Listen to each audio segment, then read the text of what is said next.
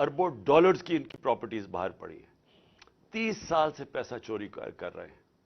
Hudaibiya paper मिल जब पहली दफा सामने आई थी तो तब लोगों को अंदाजा हुआ था कि किस तरह ये शरीफ खानदान, जिनका फ्रंटमैन था इसहाक डार, जिसने 2025 अप्रैल में 164 का बयान मजिस्ट्रेट के सामने लिखवाया था। और 164 का बयान वो होता है जब मजिस्ट्रेट पूछता है कि आपके ऊपर कोई दबाव तो नहीं है, तो इसने कहा नहीं जी मैं खुद कहना चाहता हूं, क्योंकि उस वक्त नवाज शरीफ छोड़ के मुल्क बाहर चला गए थे, सऊदी अरेबिया। और उसमें उसने बताया कि कैसे वो शरीफ खानदान का पैसा, इस मुल्क चोरी का पैसा इस मुल्क से लॉन्ड्रिंग करके यानी गैर कानूनी तौर पे बाहर भेजता था। और फिर कैसे उधर वहां एक कोई काजी फैमिली थी, उनका नाम भी, बैंक अकाउंट्स बताए, और वो फिर कैसे इस पैसे को वापस पाकिस्तान रेमिटेंसेस के नाम पे भेजते थे और वो फिर शरीफ खानदान में चला जाता था। तो ये तो पैसा जो पाकिस्तान आ जाता था। जो पैसा पाकिस्तान नहीं आता था उससे फिर बड़े बड़े मेफेयर में अपार्टमेंट्स भी लिए गए, फिर हाइड पार्क में भी लिया गए, फिर ऑफशोर अकाउंट्स भी बनाए गए। तो ये आज से 30 साल पहले से गेम चल रही है। और इस मुल्क का पैसा चोरी किया, हुंडी हवाले से बाहर भेजा, जिस पैसे की जरूरत पड़ी वो पाकिस्तान मंगवा लिया। जिस तरह शहबाज शरीफ ने टीटी करके पाकिस्तान पैसा जो जरूरत पड़ती थी कि कोई घर खरीदना है, कोई कुछ करना है, कोई, वो वापस आ जाता था, बाकी पैसा इनका बाहर रहता था। अब इन लोगों का जिनका पैसा बाहर पड़ा हुआ है, इनको कोई फर्क नहीं पड़ेगा पाकिस्तान डिफॉल्ट करेगा। अगर हमारा रुपया गिरेगा तो इनका तो डॉलर में पैसा पड़ा हुआ है, इनको तो फायदा है, इसलिए इनको कोई फिक्र नहीं है जिधर पाकिस्तान जा रहा है।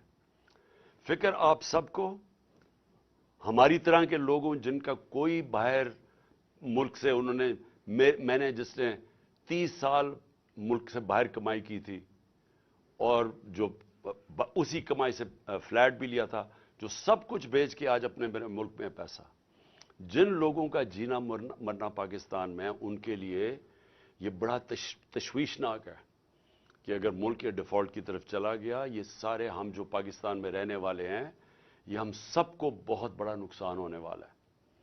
इससे ये होगा कि कोई बाहर से इन्वेस्टमेंट पाकिस्तान में नहीं आएगी। जो हमारे अपने पाकिस्तानी भी पाकिस्तान में इन्वेस्ट करना चाहते हैं, वो क्यों अपने डॉलरों को रुपए में कन्वर्ट करेंगे जब रुपया गिरता जा रहा है और उनको खौफ है कि आगे और गिरेगा। तो किसी ने अपने वो डॉलरों में पैसा रखे, वो क्यों कारखाने लगाएं, कोई क्यों प्रॉपर्टीज पाकिस्तान में लाए। तो इसके बहुत दूर के असरात पड़ेंगे, मनफी असरात हमारे मुल्क पे पड़ेंगे। तो लिहाजा मैं अपनी पाकिस्तानी कौम के लिए आज ये चीज़ें रखना चाहता हूँ कि ये हमारे जो हालात हैं, हमारी सारी कौम को समझना चाहिए कि ये हमारे मुल्क से क्या हो रहा है। मैं सबसे पहले आपके सामने ये अदाद व शुमार रखना चाहता हूँ। मैं चाहता हूँ कि मेरी सारी कौम ये पहले देख ले कि जब हमें ये पाकिस्तान मिला था 2018 को, तो पाकिस्तान की तारीख का सबसे बड़ा बैरूनी मुल्क खसारा था, करंट अकाउंट डेफिसिट 20 अरब डॉलर का। कभी इस मुल्क की तारीख में इतना बड़ा खसारा कोई छोड़ के नहीं गया। और ये जब खसारा छोड़ के गए तो मैं आपको एक चीज़ समझाना चाहता हूँ। मेरी कोशिश ये है कि मैं अपनी कौम को इसको आगाह भी करूँ, इसकी तरबियत भी करूँ, इसको एज आपका एक बड़ा हो के आपको एजुकेट भी करूँ कि ये हुआ क्या हमारे मुल्क से।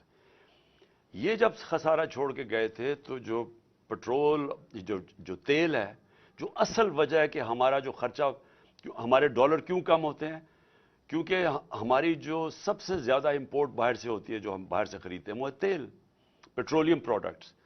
तो इनके दौर में तकरीबन आधी कीमत थी तेल की आलमी मंडी में।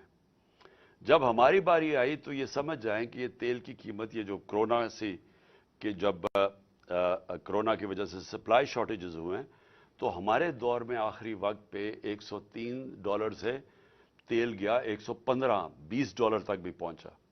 तो जब तेल बढ़ता है तो फिर हमारी इंपोर्ट्स बढ़ जाती हैं, इंपोर्ट्स बढ़ती हैं, डॉलर्स हमारे ज़्यादा खर्च होते हैं, डॉलर कम हो जाते हैं। डॉलर जब कम होते हैं तो रुपए के ऊपर प्रेशर पड़ता है और हमारे रिजर्व पे प्रेशर पड़ता है।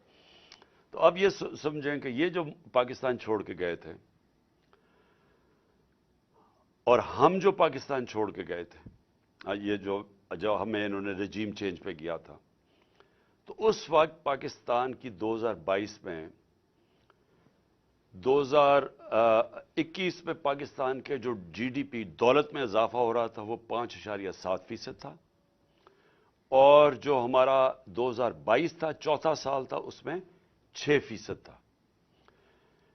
5.7 اور 6% پاکستان کی تاریخ میں یہ صرف اور صرف اگر اس طرح کی پاکستان کی جی ڈی پی گروتھ ہوئی یا دولت میں اضافہ ہوا، یہ مارشل لاز میں ہوا تھا، ایوب خان کے زمانے میں، یا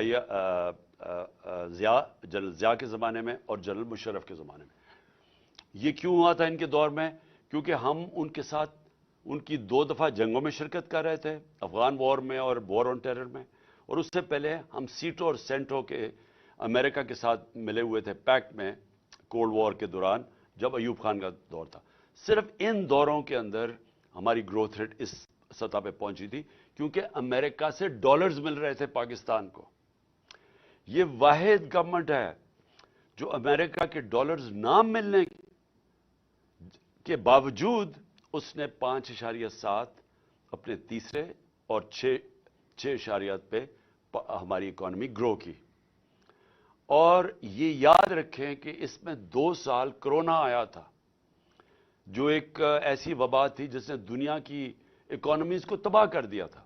ہندوستان کے حالات دیکھیں، ان کی منفی میں چلی گئی تھی گروتھ ریٹ۔ ایران کا دیکھیں، جو ہمارے نیبرز کی بات کر رہا ہوں دنیا میں، اور ابھی تک اس کے اثرات ہیں وہ کرونا کے۔ تو ہمارے دور میں اس کے باوجود کہ کرونا تھی، اور یہ یاد رکھیں کہ دنیا نے اکنالج کیا تھا کہ پاکستان وہ 3 ٹاپ ملکوں میں جس نے سب سے بہترین طور پہ کرونا کو مینج کیا، اور اس کے ثبوت کیا ہے کہ ہم نے اپنی اکانومی بچا لی، اپنے غربت بچا لی، اپنے روزگار بچایا لوگوں کا، اور ہمیں اپنی انڈسٹری بچا لی، اور ہم نے یہ 5.7 اور 6% پہ گرو کیا۔ ہماری ریکارڈ ریمیٹنسز تھی، بیرون ملک پاکستانی کو سب سے زیادہ ہمارے پہ اعتماد تھا۔ 31 ارب ڈالر کی انہوں نے ریمیٹنسز بھیجی، جو ریکارڈ تھا۔ نون لیگ کی دور میں 19.6% ریمیٹنسز تھی، ہم نے ادھر سے لے کے گئے 3.5 سال میں 32 ارب ڈالر پہ۔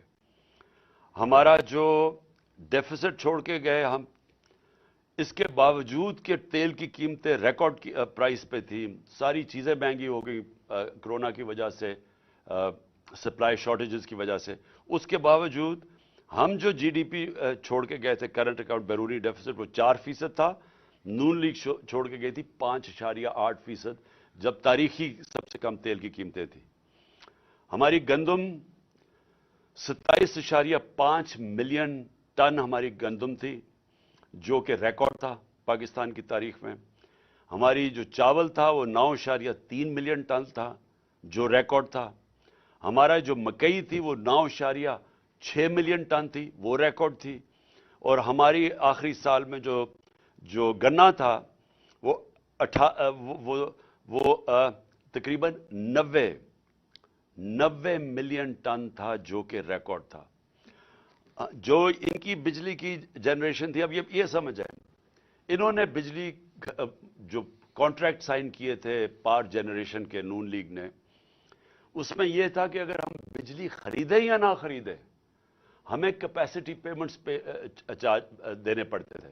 یعنی یہ ایک بجلی گھر کو جو انہوں نے جب ان کو کانٹریکٹ دے دیا، انہوں نے جو سیٹ اپ کیے، اس میں سے اگر پاکستان بجلی خریدے یا نہ خریدے، پیسے پورے دینے پڑتے تھے، جس کو کیپیسٹی پیمنٹس کہتے ہیں۔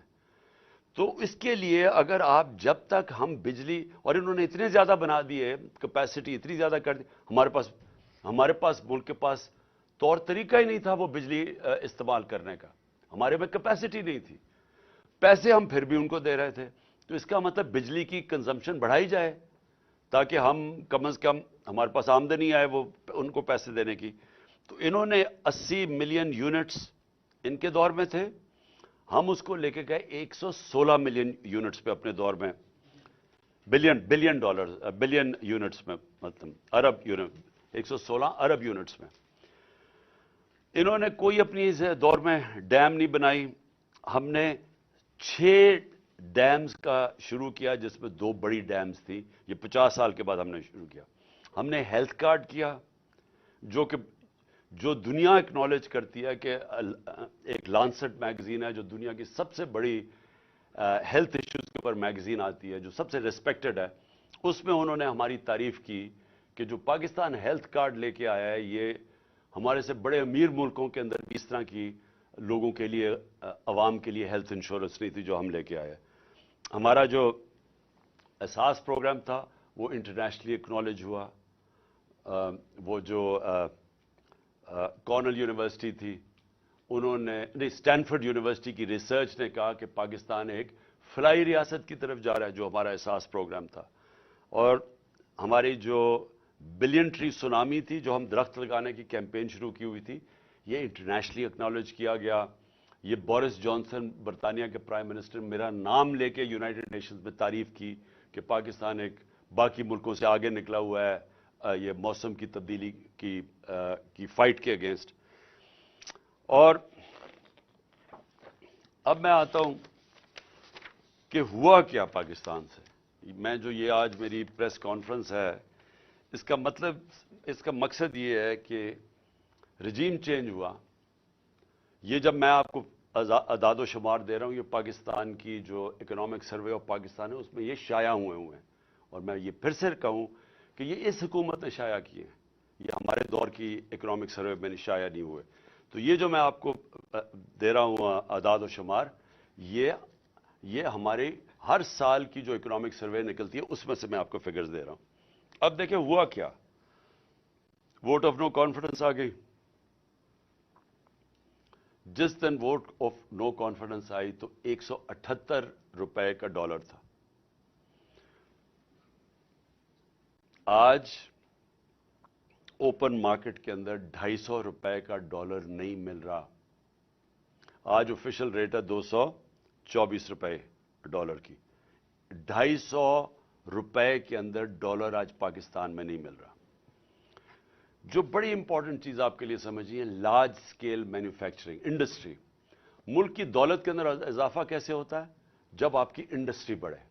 انڈسٹری بڑھتی ہے, روزگار ملتا ہے, آپ کے پاس چیزیں آتی ہیں لوگوں کو بیچنے کے لیے, ایکسپورٹ کرنے کے لیے. تو یہ ایک بیسک چیز ہوتی ہے جس سے ایک ملک کی دولت میں اضافہ ہوتا ہے, ویلتھ کریشن ہوتی ہے.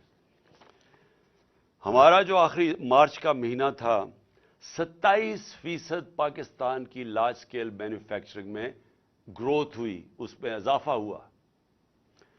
اور یہ کتنے سالوں کے بعد پاکستان کی انڈسٹری اسی طرح ریوائیو ہوئی. اور انڈسٹری ریوائیو ہونا آسان کام نہیں ہے, کیونکہ انڈسٹری اگر آج فیصلہ بھی آپ کریں گے, ان کو انسینٹیوز بھی دیں گے, تو وہ ٹائم لگتا ہے, کیونکہ فیکٹری مشینری بنانی پڑتی ہے, امپورٹ وہ سیٹ اپ ہوتا ہے, اس کو ٹائم لگتا ہے. آپ اگر آج فیصلہ کریں, فائدہ کریں کسانوں کا, تو آج اگر اس کو انسینٹیوز دیں گے, وہ 6 مہینے 7 مہینے کے بعد وہ فصل اگائے گی. لیکن انڈسٹری بڑی دیر لگتا کام ہے. ہمیں 2.5 سال لگے اپنی انڈسٹری کو اٹھانے کے لیے, کیونکہ یہ جب نون لیگ گئی تھی انڈسٹری اس وقت بند ہو چکی تھی. فیصل آباد کے اندر جو فیکٹریاں تھیں ٹیکسٹائل کی, ان کو ریل اسٹیٹ کے اندر وہ بدل رہے تھے. تو اور بے روزگاری تھی. ہمارے جو یہ مارچ کی اب میں بات کر رہا ہوں, ٹیکسٹائل کا مزدور نہیں مل رہا تھا فیصل آباد میں, باہر سے لوگوں کو مزدوروں کو منگوانا پڑتا تھا. ریکارڈ ہماری جو یہ 27.7 پہ ریکارڈ ہماری انڈسٹری بڑھ رہی تھی, جو آج 0.4% پہ پہنچ چکی ہے. ادھر سے گر کے یہاں پہنچ چکی ہے. یہ اکتوبر کی فگرز ہے. سب سے زیادہ شور مچایا ہوا تھا مہنگائی کا, کہ جی مہنگائی مارچ آ گئی, عمران خان نے مہنگائی کر دی, قتل کر دیا لوگوں کو. مجھے افسوس سے کہنا پڑتا ہے کہ وہ چینلز جو آج چپ کر کے بیٹھی ہوئی ہیں, سناٹا چھایا ہوا ہے وہاں, بول نہیں رہے, وہ ان کو عمران خان کی گھڑی کی پڑی ہوئی ہے.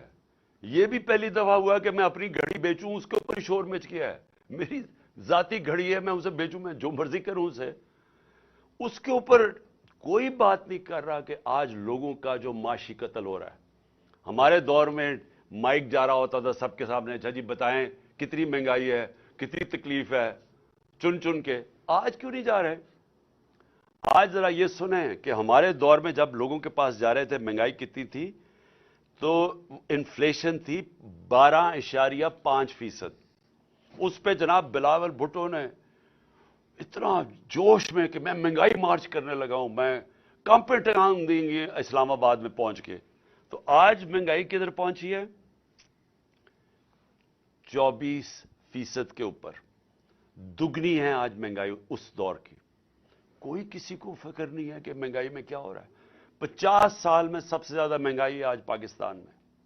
कितने लोग ये, कितने वो मीडिया हाउसेस अपने ज़मीर जगाएं। पैसा सब कुछ नहीं है, पैसे के पीछे चोरों की ना मदद करें। इस मुल्क में चोरों को ना बचाएं अपने पैसे ज़मीर बेच के। आज दुगनी महंगाई है। और कौन सी क़यामत आ गई कि तब से और अब में कितना महंगाई असल तो हुई थी तेल की वजह से। हम क्यों फंसे हुए थे? इंपोर्टेड महंगाई थी, दुनिया में तेल की कीमत बढ़ गई थी, कोरोना की वजह से सप्लाई शॉर्टेजेस थे। तो आज इंटरनेशनल मार्केट में तेल की कीमत क्या है? $80 से भी नीचे आ गई है। आज 70 और $80 के बीच में कीमत है। हमारे दौर में $103 से $115 तक तेल की कीमत थी, जिसकी वजह से हमें मुश्किल पड़ी हुई थी महंगाई रोकने के लिए। तो हम जब कहते थे कि बाहर से महंगाई है, तब तो कोई नहीं सुनता था। और आज यही लोग, जबकि नीचे आ चुकी है तेल की कीमत और आज महंगाई आसमानों पे है, आज सन्नाटा है। आज हमारे दौर में जो पेट्रोल और डीजल था वो 150 रुपए लीटर पे था। आज कोई 234 रुपए पे एक है, 224 पे एक है, 236 पे डीजल है। तो आज क्यों नहीं, जब डॉलर नीचे, जब तेल नीचे आ गया है, तो आज क्यों नहीं किसी को फिक्र कि लोगों की कमर तोड़ दी है ये पेट्रोल और डीजल के आसमानों पे कीमत गई है, जो आम आदमी को अफेक्ट करती है। फिर जो अब मैं खतरनाक चीजें आपको बताने लगा हूं कि देखिए हमारा मसला क्या मुल्क का। हमारा मसला ये है कि ये जो दो खानदान 30 साल से बैठे हुए थे, और उससे पहले मिलिट्री डिक्टेटर्स थे, 60 की दिहाई के बाद कभी किसी पाकिस्तान की हुकूमत ने जोर नहीं लगाया एक्सपोर्ट्स बढ़ाने में। जब तक आप एक्सपोर्ट्स नहीं बढ़ाएंगे, डॉलर्स मुल्क में कैसे आएंगे? नून लीग के पिछले 5 साल में एक्सपोर्ट्स 0 बढ़ी हैं। 5 सालों में इनकी एक्सपोर्ट्स नहीं बढ़ी। तो जब एक्सपोर्ट्स नहीं बढ़ेंगी, मुझे आज तक ये नहीं समझ आई कि मुल्क की दौलत में कैसे इजाफा होगा। कैसे एशिया टाइगर बना देंगे तो लाहौर को पेरिस में बना देंगे। जब तक आपकी एक्सपोर्ट्स नहीं बढ़ेंगी, वो मुल्क कभी भी वो तरक्की नहीं कर सकता, उसकी दौलत में इजाफा नहीं हो सकता। चाइना जो आज एक इकोनॉमिक सुपर पावर है, उन्होंने अपनी एक्सपोर्ट्स, आज उनकी पता नहीं 2000 अरब डॉलर की एक्सपोर्ट्स हैं। हमारी आज एक्सपोर्ट जब हमें मिला था पाकिस्तान से 24 अरब डॉलर की एक्सपोर्ट्स थी, 22 करोड़ पाकिस्तानियों की। और हमें फख्र है कि हम उसको ले गए 33 अरब डॉलर पे, क्योंकि वो भी बड़ा जोर लगा के, क्योंकि कोरोना था। कोरोना की वजह से दुनिया बंद हुई थी। 2 साल तो चाइना बंद रहा है, तो उसके बावजूद हम 33 अरब डॉलर। तो एक्सपोर्ट्स के ऊपर कभी किसी ने जोर लगाया नहीं है। तो आज पाकिस्तान के अंदर जो खौफनाक बात क्या है कि हमारी एक्सपोर्ट्स गिरनी शुरू हो गई है। जो हमारी एक्सपोर्ट्स बढ़ रही थी और जो रिकॉर्ड पे पहुंची थी, और हमारा ख्याल था कि अगर हम रहते तो वो 38 अरब डॉलर पे पहुंच जानी थी, वो अब हर महीने 18% एक्सपोर्ट्स पाकिस्तान की गिर रही हैं। तो बजाय दौलत में इजाफा होने के वो नीचे आ रहा है। जो हमारी रेमिटेंसेस हैं, जो हमारा जो ओवरसीज पाकिस्तानी पैसे भेजते हैं, एक तो उनको इत्मीनान नहीं है इस हुकूमत पे, दूसरा और वो है कि हमारा रोशन डिजिटल अकाउंट जिसमें ओवरसीज पाकिस्तानी पैसे भेज, वो कम होने शुरू हो गए हैं। पाकिस्तानीज ने अपना पैसा निकालना शुरू कर दिया ओवरसीज पाकिस्तानी ने। और दूसरा कि जब इतना बड़ा फर्क आ जाए ऑफिशियल डॉलर की रेट में और मार्केट रेट में, तो वो तो एकदम सीधा ही उसका फर्क पड़ेगा रेमिटेंसेस में। तो जब डॉलर हमारे मुल्क में कम आने शुरू हो जाए, تو اس سے سب سے بڑا سوال یہ ہوتا ہے کہ اب ہم اپنے قرضوں کی قسطیں کیسے ادا کریں گے؟ اگر ہم جو کوشش پوری پالیسی تھی کہ ڈالرز ہمارے بڑھیں، ریمیٹنسز بھی آئیں اور ایکسپورٹس ہماری بڑھیں جو بڑھ رہی تھی، اور پھر ہماری کوشش یہ تھی کہ آئی ٹی کی ایکسپورٹس بڑھائیں جو 75% ہم نے بڑھائی تھی، جو فیوچر ٹیکنالوجی کا ہے، اور اس کے علاوہ جو انویسٹمنٹ لے کے آنی تھی، جو ہم نے اسپیشل اکنامک زونز بنائے ہوئے تھے جدھر سے ہم نے انویسٹمنٹ لے کے آنی تھی، اور چائنا سے ہماری بڑی آگے بات چل چکی تھی، بدقسمتی سے چائنا نے 2 سال پھر سے بند ہو گیا چائنا. تو جو وہ چائنا آنا جانا ہی ناممکن ہو گیا، ان کی جو کوارنٹین لاز ایسے تھے. تو جو ہم نے ان سے اپنی اسپیشل اکنامک زونز میں انویسٹمنٹ کروانی تھی، اس نے بھی ہمارے ڈالر کی انٹیک بڑھانی تھی. تو اب نہ انویسٹمنٹ آ رہی ہے، ایکسپورٹس ہماری نیچے جا رہی ہیں، ریمیٹنسز ہماری نیچے جا رہی ہیں، ڈالرز ہمارے کم ہو رہے ہیں، قرضے ہمارے بڑھتے جا رہے ہیں. تو کس نے ادا کرنی ہے؟ آج جدھر پاکستان کھڑا ہے، ہم یہ کیسے قسطیں ادا کریں گے؟ اور یہ میں پھر سے اسی پہ آ گیا ہوں کہ مجھے آج کیوں خطرہ ہے، کیوں ہماری طرح کے لوگوں کو خطرہ ہے اور فکر پڑی ہوئی ہے، اور کیوں ان کو نہیں فکر؟ میں سب سے پوچھتا ہوں، اپنی اسٹیبلشمنٹ سے پوچھتا ہوں، اپنے ہر طبقے کے پاکستانی سے پوچھتا ہوں کہ کیا آپ کو فکر نہیں ہے کہ اب پاکستان کدھر جا رہا ہے؟ میں جب الیکشنز کی بات کرتا ہوں، میں الیکشنز کی اپنی ذات کے لیے نہیں بات کر رہا، میں تحریک انصاف کے لیے نہیں بات کر رہا. تحریک انصاف نے تو جب بھی یہ الیکشن کروائیں گے انشاءاللہ، جس طرح کی پبلک سپورٹ ہے آج پی ٹی آئی کی، پاکستان کی تاریخ میں کسی پولیٹیکل پارٹی کی نہیں تھی. چاروں صوبوں میں یہ پارٹی پھیلی ہوئی، باقی تو 2 پارٹیز رہ گئی ہیں، چھوٹی چھوٹی پارٹیز، صوبائی پارٹیز بن گئی ہیں. تو انہوں نے تو جب بھی الیکشنز ہو ہم نے جیتنا ہے. تو ہمیں یہ نہیں فکر کہ اگر الیکشن ٹائم پہ ہوں گے تو ہمیں کوئی فرق پڑ جائے گا. مجھے خوف آ رہا ہے کہ جتنی دیر اب یہ گورنمنٹ چلے گی، اس ملک کا جو معاشی بحران ہے وہ بڑھتا جائے گا. اور وہ کیوں بڑھے گا؟ کیونکہ جب تک ملک میں پولیٹیکل سٹیبلٹی نہیں آتی، سیاسی طور پہ ملک میں استحکام نہیں آتا، تو معاشی طور پہ تو استحکام آ ہی نہیں سکتا. ساری دنیا کی کامن سینس ہے کہ معیشت تب ترقی کرتی ہے جب سرٹنٹی ہوتی ہے، جب استحکام ہوتا ہے. میں اگر آج بزنس مین ہوں، میں آج ایک انویسٹر ہوں، میں تو تب پیسہ لگاؤں گا جب مجھے پتا چلے گا کہ یہ 4-5 سال کی حکومت چل رہی ہے، اور میرا آج اگر پیسہ لگاؤں گا تو 2-3 سال کے بعد جب مجھے اس کا نفع آنا شروع ہوگا. مجھے جب یہی نہیں پتا کہ 6 مہینے میں کیا ہوگا اور اگلے 8 مہینے میں کیا ہوگا، کون پیسہ لگانے لگا ہے؟ اوپر سے پاکستان کی، جس طرح میں نے کہا، جب کریڈٹ ریٹنگ ہی گر گئی ہے، جب پاکستان کے رسک ڈیفالٹ اتنی 100% تک پہنچ چکی ہے، تو کسی نے پیسہ ہی نہیں دینا. نہ کسی کمرشل بینک نے پیسہ دینا ہے، نہ کسی انویسٹر نے آنا ہے. تو یہ تو ان کے پاس تو اب کوئی روڈ میپ ہی نہیں ہے. ان کی تو صرف اب ایک کوشش ہو رہی ہے، اور کوشش ان کی اب آج کیا ہے؟ کوشش بڑی سیدھی ہے. کوشش ہے کہ نہ میچ اب یہ کھیل نہیں سکتے. 36 جو بائی الیکشنز ہوئے تھے ان میں سے 29 پاکستان پی ٹی آئی جیت گئی ہے.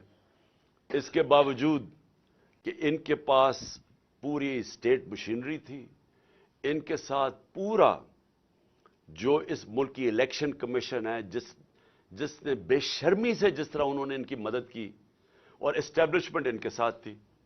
ہمیں کہا گیا تھا نا جی سلیکٹڈ ہے، تو اب تو کسی میں شک نہیں ہونا چاہیے نا کہ کون سلیکٹڈ ہے.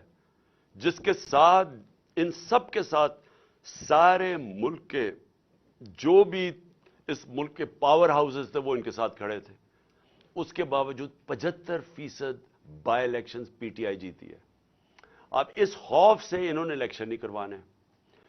نواز شریف وہاں باہر بیٹھا ہوا ہے، اس نے وہ الٹا لٹک جائے گا، الیکشن نہیں کروائے گا، کیونکہ اسے پتا ہے الیکشن میں رزلٹ ان سے بہت برا ہونا ہے. لہٰذا یہ ڈیلے کرنا چاہتے ہیں. ان کی تو اگر کوشش ہو تو یہ تو اس سے بھی آگے جانا چاہتے ہیں. تو اگر یہ الیکشن نہیں ہوگا، تحریک انصاف کا نقصان نہیں ہونے لگا، ملک کا نقصان ہو رہا ہے. ملک جس تیزی سے نیچے جا رہا ہے، مجھے چھوڑیں، باہر کے کوئی بھی انڈیپینڈنٹ جو معیشت کے تجزیہ کار ہیں، کسی سے پوچھ لیں، یہ جو موڈیز اور فچ جو کریڈٹ ریٹنگ کرتے ہیں دنیا میں ملکوں کی، کیا وہ تو ہمارے ساتھ نہیں ہیں جو کہہ رہے ہیں کہ آج پاکستان کی ریٹنگ بالکل نیچے گر چکی ہے؟ جو آج اگر ہماری جو سی اے ڈی ہے، جو ہمارا جو جو کریڈٹ رسک ہے آج پاکستان کی، جو آج 100% پہ پہنچ چکی ہے، تو وہ تو ہمارے نہیں ہے۔ اس کا مطلب ساری چیزیں بتا رہے ہیں کہ ملک جا رہا ہے اس وقت معاشی تباہی کی طرف، اور اس کو نکالے گا صرف الیکشن۔ اب یہ کیا کوشش کر رہے ہیں، میں قوم کے سامنے آخر میں یہ بات رکھنا چاہتا ہوں، ان کی کوشش کیا ہے؟ ان کی نمبر 1 کوشش یہ ہے کہ ان کے سارے کرپشن کے کیسز ختم ہوں۔ مجھے بڑے افسوس سے کہنا پڑتا ہے کہ ان کو NRO 2 دیا گیا، اور جس نے دیا ہم سب جانتے ہیں کس نے ان کو NRO 2 دیا۔ NRO 1 جنرل مشرف نے دیا، NRO 2 ادھر جو ملک کا طاقت میں تھا اس نے دیا، اور اس کی وجہ سے کیا ہوا ہے کہ سارے کرپشن کے کیسز ان کے ختم ہو رہے ہیں ایک ایک کے، اور وہ کرپشن کیسز جو ان کے دور میں بنے ہوئے تھے، یہ کیسز ہمارے دور میں نہیں، سوائے شہباز شریف کے کیسز، جو FI کا کیس تھا، اور جو وہ TT کا کیس 24 ارب کے جو اس خاندان پہ کیسز تھے، باقی سارے کیسز ان کے پرانے کیسز تھے۔ سارے کیسز باری باری معاف ہو رہے ہیں۔ انہوں نے NRO 2 اپنے آپ کو NRO 2 جو کہ اسمبلی کے اندر قانون پاس کر کے جو نیب میں ترمیم کی ہے، اب یہ سب بچ جائیں گے، اور یہی مقصد ان کا آنے کا تھا۔ ملک کا پھر سے میں آپ کو، ان کو کوئی فکر نہیں ہے کہ ان کے پیسے باہر پڑے ہیں، تو ان کو کرپشن کے اپنے کیسز معاف کروائیں گے ایک ایک کر کے۔ ہر روز ہم دیکھتے ہیں کہ کبھی وہ پہلے مریم بچ گئی، پھر اس کے بعد وہ اسحاق ڈار آیا، وہ ڈرائی کلین ہو گیا، اس کے بعد اب یہ رانا ثناء اللہ کو بھی انہوں نے فیصلہ کیا کہ جی یہ تو بالکل ہی صاف اور شفاف ہو گیا، اور پھر اب سلمان شہباز صاحب لندن سے واپس آ رہے ہیں، جو کہ مفرور تھا۔ کس چیز پہ مفرور تھا؟ کیونکہ یہ اس کی کمپنی تھی رمضان کا، یہ ڈائریکٹلی اس کا CEO یا ڈائریکٹر تھا۔ 16 ارب روپے کے انہوں نے نوکروں کے نام پہ پیسہ لیا، اور ان کی فیملی میں ڈسٹریبیوٹ ہوا۔ کوئی بھی دنیا میں اس کیس میں نہیں بچ سکتا تھا، اور وہ اس لیے ایک دم جب اسے پتا چلا وہ باہر بھاگ گیا، اور اب وہ واپس آ گیا ہے کیونکہ وہ بھی ڈرائی کلین ہوگا۔ 4 گواہ مر چکے ہیں، جیسی ان کی حکومت آئی 4 گواہ اس کیس میں، مقصود چپڑاسی والے کیس میں مر چکے ہیں۔ مقصود چپڑاسی بھی بیچارہ مر چکا ہے، ڈاکٹر رضوان بھی مر چکے ہیں جو انویسٹیگیٹر تھے، تو ادھر سے بھی پاک ہو جائیں گے اب، اس لیے وہ واپس آ گیا ہے۔ اور جو TT کے کیس ہیں، جو انہوں نے فلود والا اور وغیرہ کے نام اور پتہ نہیں چینی والا کے نام پہ، جو کبھی پاکستان سے باہر بھی نہیں گئے تھے، انہوں نے ان کے پاسپورٹ لے کے تو اربوں روپیہ ان کے نام پہ پاکستان منگوایا، وہ بھی اب سارے کیسز میں ڈرائی کلین ہو جائے گی، کیونکہ نیب کا اپنا اوپر آدمی انہوں نے رکھ دیا ہے، FIA کا انہوں نے اپنے دونوں ادارے تباہ کر دیے ہیں صرف اپنے آپ کو بچانے کے لیے۔ اور باقی ان 2 اداروں کا یہ کام اب ہے کہ کیوں یہ ٹائم چاہتے ہیں؟ یہ ٹائم اس لیے چاہتے ہیں کہ تحریک انصاف کے اوپر کیسز کیے جائیں، عمران خان کو ڈسکوالیفائی کیا جائے، کیسز ڈھونڈو کسی طرح اس کو ڈسکوالیفائی کیا جائے۔ اپنا انہوں نے ایک بددیانت دار الیکشن کمشنر بٹھایا ہوا ہے۔ کبھی کسی ملک کی تاریخ میں ایسا نہیں ہوا کہ وہ ایک آدمی 2.5 سال سے ہمارے خلاف فیصلے کر رہا ہے۔ ہم 8 دفعہ عدالت میں گئے ہیں اس کے فیصلوں کے خلاف، انہوں نے اوور ٹرن کر دیا، اس کے فیصلے رد کر دیے۔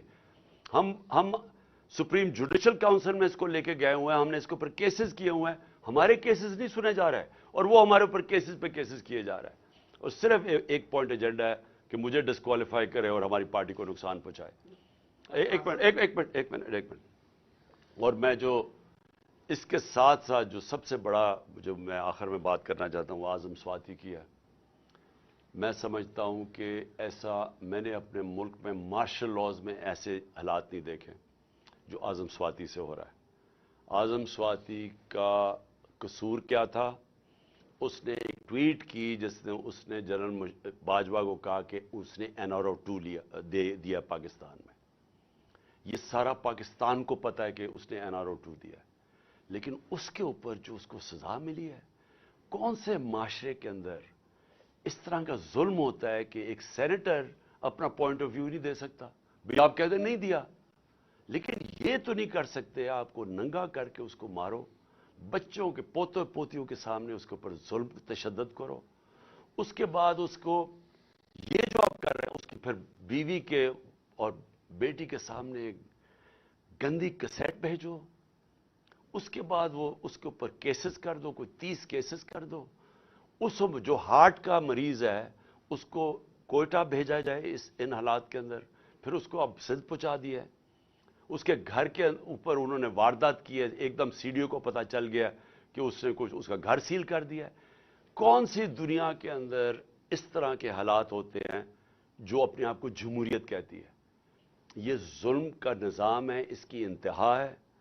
اس کے اوپر میں صرف ختم کرتا ہوں حضرت علی کا قول سے کہ کفر کا نظام چل جائے گا لیکن اس طرح کا ظلم کا نظام نہیں چل سکتا۔ ایک ایک کر کے ایک ایک کر کے آپ نے اسمبلیاں تحلیل کرنے کی بات کی، ایک ایک کر کے ایک ایک کر کے خان صاحب یہ رہنمائی فرمائیں کہ PDM جو ہے وہ آپ کی اسمبلیاں تحلیل کرنے کی جو اعلان ہے اس کو سنجیدہ نہیں لے رہی، نہ تو مذاکرات کی میز پر بیٹھنے کے لیے تیار ہے اور نہ ہی وفاقی اور دوسری صوبائی اسمبلیاں تحلیل کرنے کی طرف آ رہی ہے۔ تو ایسے میں کیا آپ اپنی ہی اسمبلیاں تحلیل کر کے الیکشن میں چلے جائیں گے، یا جو آپ نے ان کو ایک وقت دیا تھا کہ یہ بیٹھ کر مذاکرات کی میز پر آئیں وہ تو سنجیدہ نہیں لے رہے؟ دیکھیں اسی کے ساتھ ایڈ کر دوں۔ آپ نے یہ بات کی ہے کہ کافی الیکشن تاخیر سے کروانا چاہ رہے ہیں اور یہ بالکل نظر بھی آ رہا ہے کہ وہ بھی لیٹ کرنا چاہ رہے ہیں۔ خان صاحب اس پہ آپ کی پارٹی کا کیا موقف ہوگا؟ کیا آپ کوئی اگریسو موڈ کے اندر آگے آئیں گے احتجاج میں، یا جیسے ابھی آج کل ہلکا پھلکا ہلکے مختلف کانسٹیچوئنسیز کے اندر احتجاج کر رہے ہیں، یہ جاری رکھیں یا کوئی بڑی کال دینے جا رہے ہیں آپ آگے؟ دیکھیں، سب سے پہلے تو مجھے کبھی کوئی شک نہیں تھا کہ نواز شریف یا زرداری کبھی بھی الیکشنز کی طرف نہیں جائیں گے۔ اور کیوں مجھے شک نہیں تھا؟ کہ دونوں اس ملک کے بڑے مجرم ہیں، یہ کرپٹ لوگ ہیں، ان کو ڈر لگا ہوا ہے کہ اگر یہ الیکشنز میں ہار گئے تو ان کو ڈر یہ لگا ہوا ہے کہ اتنی محنت سے جو انہوں نے 7 مہینے میں اپنے کیسز ختم کیے ہیں یہ پھر نہ ریوائیو ہو جائیں۔ ان کا انٹرسٹ پاکستان کا انٹرسٹ ان کا انٹرسٹ نہیں ہے، ان کا انٹرسٹ ہے کہ پہلے کیسے چوری کرو اور پھر چوری کو بچاؤ کیسے۔ تو مجھے کبھی کوئی شک نہیں تھا کہ انہوں نے الیکشن نہیں ماننا۔ میری کوشش یہ ہے کہ اس ملک کے جو ادارے ہیں وہ اس وقت ملک کا سوچے۔ یہ میں عمران خان اپنا نہیں سوچ رہا، مجھے اپنے ملک کا خوف آیا ہوا ہے، اور اگر یہ ملک خدا نہ خواستہ جس طرف تیزی سے جا رہا ہے، جو دنیا کہہ رہی ہے آپ کے ڈیفالٹ کی طرف جا رہا ہے، اگر یہ ادھر چلا گیا، اگر کسی نے مثلا یہ ہوپ کر رہے ہیں کہ IMF یا چائنا بیل آؤٹ کر دے گی، اگر انہوں نے نہ کیا تو یہ ملک کی جو حالات ہوں گے یہ سارا ملک افیکٹ ہوگا۔ ہر وہ آدمی جس کا جینا مرنا پاکستان میں وہ افیکٹ ہوگا، سوائے وہ جنہوں نے ڈالرز میں اپنے پیسے باہر رکھے ہوئے ہیں۔ لہٰذا میں نے جب یہ فیصلہ کیا تھا مجھے پتا تھا انہوں نے نہیں الیکشن کروانے، اس لیے ہمارا پلان پورا وہی ہے۔ جب میری تیاری ہوگی، میں نے آپ کو کہا دسمبر میں انشاءاللہ ہو جائے گی، میں اپنے وہی جو میں نے اناؤنس کیا اسی پہ میں چلوں گا، میں یہ اسمبلی سے نکل جاؤں گا۔ صاحب یہ بتائیے کہ اعظم سواتی کے خلاف اسلام آباد میں مقدمہ درج ہوتا ہے، بلوچستان میں ہوتا ہے، پھر ان کو اٹھا کر سندھ میں لے گئے ہیں۔ شہباز گل کے خلاف مقدمہ درج ہوئے، اس بار تو ان کے خلاف لاہور کے اندر مقدمہ درج کیا گیا جہاں پر PTI اور کافری کی مشترکہ حکومت ہے۔ ان کے خلاف جو مقدمہ درج اگر کیا، چودھری پرویز اس میں انوالو ہیں یا کوئی اور طاقت انوالو ہے؟ کون اس میں یہ مقدمات درج کر رہا ہے؟ دیکھیں، میں اس پہ چیک کروں گا کہ یہ جو شہباز گل کے اوپر مقدمہ ہوا اس کے پیچھے کون ہے۔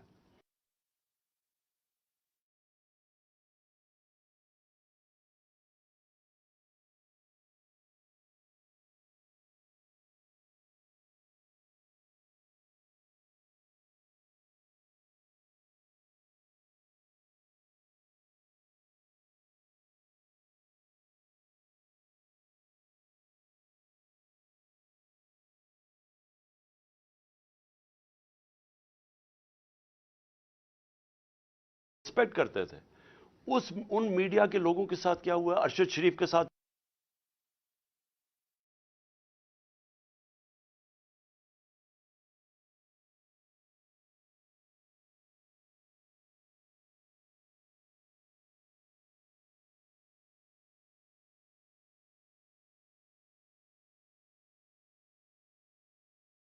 सिद्ध की थी उन्होंने। और जब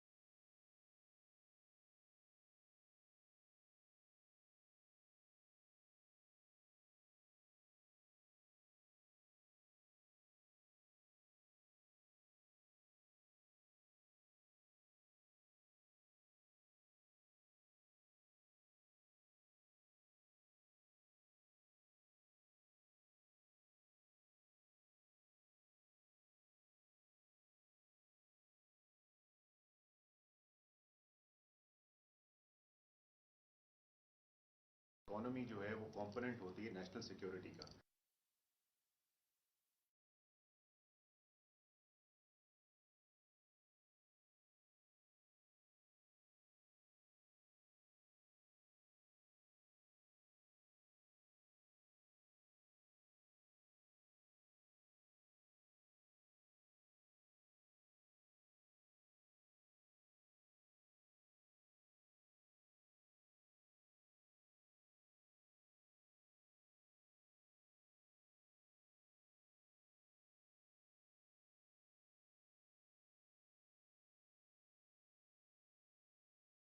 अगर सिर्फ मिलिट्री सिक्योरिटी बचाती तो सोवियत यूनियन को बचा लेना चाहिए था, लेकिन क्योंकि उनकी इकोनॉमी कोलैप्स की, उनकी मुल्क ही टूट गया।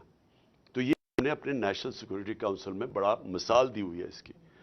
लिहाजा इस वक्त बड़ा ज़रूरी है, मैं इसलिए उम्मीद लगा के बैठा हूँ नए सेटअप से, कि जब आपकी मुल्क नीचे जा रहा है और सबको नज़र आ रहा है नीचे जा रहा है, किसी माशियत के एक्सपर्ट से आज पूछ लें, वो सारे यही कहेंगे कि आगे उनको बहुत ज़रूरी है कि हमारे जो नेशनल सिक्योरिटी के इदारे हैं वो देखें क्या हो रहा है। अच्छा सांसद, ये बताएं कि इलेक्शन कमीशन में आपके खिलाफ मुख्तलिफ केसेस चल रहे हैं, अगर किसी केस में आपको नाहिल किया जाता है जिसका आप खुद भी, दूसरा आपकी जो इत्तेहादी जमात है पंजाब में खसूसन, वो असम्बलियाँ तोड़ने के मामले पर कुछ तजब्जुब का शिकार दिखाई देती है, तो किस तरह तोड़ पाएंगे? देखिए, हमारे साथ पूरी तरह, मैं आपको वाज़ेह कर दूँ, हाँ मौक़िफ़ मुख्तलिफ होता है, उनका अपना मौक़िफ़ है कि वो समझते हैं शायद आगे जाना चाहिए, यानी थोड़ी और देर चलना चाहिए उनको, और वो सिर्फ इसलिए कह रहे हैं कि अगर नून लीग यानी अगर केयर टेकर आ गई और केयर टेकर डिसाइड किया, इलेक्शन कमीशन है, इलेक्शन कमीशन तो इनका आदमी है, उसने बिठा के इनके लोगों बिठा के ऊपर आईजी अपना रख के, तो उन्होंने हमारे पे फिर जुल्म करना शुरू कर देना है। उनका ये पॉइंट ठीक है, लेकिन उन्होंने मुझे पूरा इख्तियारात दिए हुए हैं कि जब भी मैं चाहूँगा कि असेंबली तोड़ना, उन पूरे मेरे साथ खड़े हैं उसके ऊपर, इसमें कोई शक नहीं है। आपका पहला सवाल था, इलेक्शन कमीशन अगर नाहिल करता है, इलेक्शन कमीशन मुझे नाहिल करता है अपना, और पाकिस्तान में ज़िल्लत कमाएगा, वो और जलील होगा पाकिस्तान में, क्योंकि लोगों को अभी कोई शक नहीं है कि इससे ज़्यादा बददियानतदार इलेक्शन कमीशन पाकिस्तान की तारीख में नहीं आया। हर फैसला इसका, बल्कि ये तो नून लीग का जिस तरह जाला नहीं होता उस तरह हमारे खिलाफ काम कर रहा है, लेकिन इससे कोई फर्क नहीं पड़ेगा। पाकिस्तान की कौम पहले ही तैयार बैठी हुई है, उनको सबको एक बाशऊर कौम है, वो वैसी इलेक्शन जिता देंगे। यानी अगर मैंने इलेक्शन चले मुझे नाहिल कर दिया, क्या होगा? पहले तो इलेक्शन कमीशन नाहिल कर ही नहीं सकती, उसके पास ये है ही नहीं, अथॉरिटी नहीं है। अगर वो कर भी देती है तो क्या पाकिस्तानी कौम किसी और को वोट दे देगी? अगर मैं ना भी पीटीआई का हेड हुआ तो क्या वो किसी और को वोट दे देगी? अच्छा खान साहब ये बताइएगा कि जैसे आपने कहा कि माइशत जो है वो किसी भी मुल्क की सलामती की फर्स्ट लाइन होती है, अगर खुदा न करे पाकिस्तान डिफॉल्ट करता है तो हमारे एटमी असासे जात जो है वो कितने कंप्रोमाइज हो सकते हैं? देखें, मैंने ये बात की थी 1 जून को, मेरे ऊपर इन्होंने कहा जी, और अभी भी समी इब्राहिम का इंटरव्यू है 1 जून का, इन्होंने कहा जी इमरान खान के ऊपर आर्टिकल 6 लगना चाहिए। मैं एक लीडर हूं, मैं अपने मुल्क को क्यों ना आगाह करूं कि ये जब चोर ऊपर बैठ गए हैं ये मुल्क किधर जा रहा है, और वो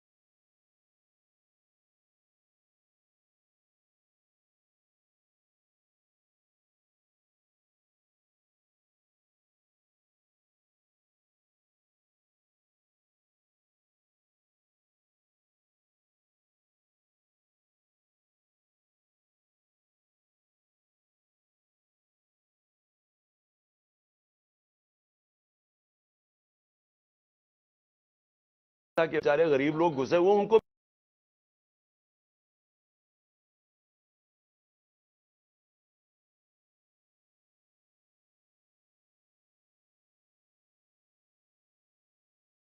एनआरओ दे दो, उनकी तो छोटी छोटी चोरियां हैं, ये तो अरबों की चोरियां माफ हो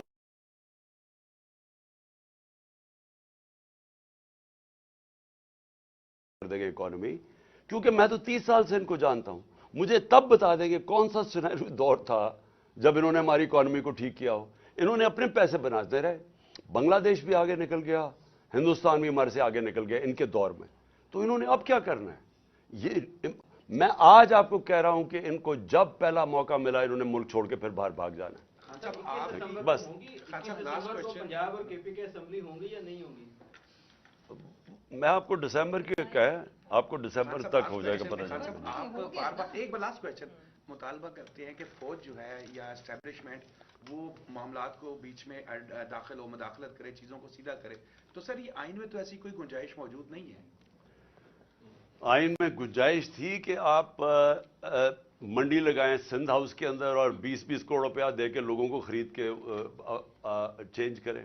क्या आइन में इसकी गुंजाइश थी कि खुले आम आप चोरी के पैसे से चोरों को खरीद रहे हैं, अपने लोगों को खरीद रहे हैं और लोटा बना रहे हैं? कभी सुना ये बरतानिया के अंदर हुआ हो या कनाडा में हुआ हो या ऑस्ट्रेलिया में जिधर पार्लियामेंट्री डेमोक्रेसी है? वो आइन में कहाँ गुंजाइश है? ये तो आइन के अंदर क्या गुंजाइश है एनआरओ 2 की? मुझे बताएं, पब्लिक का पैसा चोरी हुआ है, पैसा गवर्नमेंट अवाम का पैसा चोरी हुआ है, एनआरओ उनको कैसे मिल गया? कहीं दुनिया के अंदर आपने सुना है कोई दुनिया का एक मुल्क है जिसके अंदर चोरों को एनआरओ मिल जाए? मुझे एक बताएं, बरतानिया में बताएं कभी किसी को एनआरओ मिला है? कभी ऑस्ट्रेलिया में मिला है? किसी महजब माशरे में मिला है? तो आइन तो इनको तब सूट करता है कि जब अब इनको फायदा हो तो आइन को याद आ जाता है, बाकी तो आइन की इन्होंने हमेशा धज्जियां उड़ाई है। Thank you ji.